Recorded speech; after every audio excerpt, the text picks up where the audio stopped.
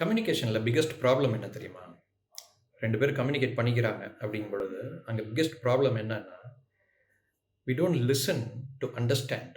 அவங்க என்ன சொல்ல வராங்கங்கிறத புரிஞ்சுக்கிறதுக்கு நம்ம அதை கவனிக்கிறது கிடையாது.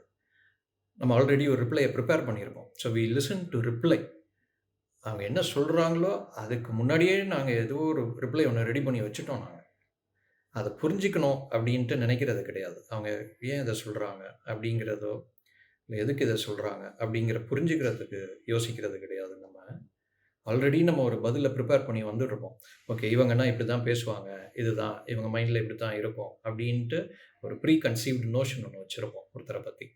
ஸோ அதுக்கேற்ற மாதிரி நம்ம ஒரு ரிப்ளையை ரெடி பண்ணிட்டே வந்திருப்போம். ஸோ அதை தான் நம்ம அங்கே டெலிவர் பண்ணுவோம்.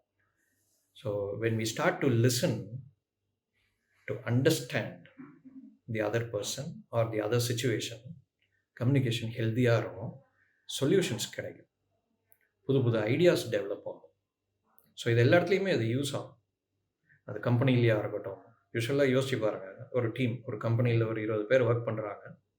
அங்கே வந்து எம்டி அந்த மீட்டிங் ஒன்று அரேஞ்ச் பண்ணிவிட்டு அவரையே பேசிகிட்டு இருந்தாருன்னு வச்சுக்கோங்க, கம்பெனி ஓனர். எதுக்கு அந்த மீட்டிங் அரேஞ்ச் பண்ணுவோம்? இல்லை, மற்றவங்க சொல்கிறதையும் கேட்கணும். அப்போ தான் அங்கே ஒரு ஹெல்த்தியான டெவலப்மெண்ட் நடக்கும். சேம் ஒரு ரிலேஷன்ஷிப்லேயும் அதே மாதிரி தான். ஒரு பிரச்சனை இருக்கோ, ஒரு சண்டை இருக்கோ, எது இருந்தாலும் அங்கே வந்து 2 தரப்பும் பேசிக்கணும்.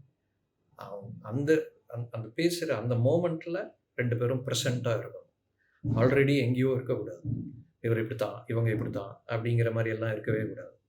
ஸோ அதுதான் ப்ராப்ளமே. ஸோ இந்த 2 இதுவும் மாறிடுச்சு அப்படின்னா, அவங்க என்ன சொல்ல வராங்கங்கிறத புரிஞ்சுக்கிற தன்மை நமக்கு வந்துருச்சு அப்படின்னா, நம்ம ஆல்ரெடி யோசிச்சுட்டு வச்சிருக்கிற ரிப்ளை எல்லாம் நம்ம மறந்துடணும், அழிச்சிடணும்.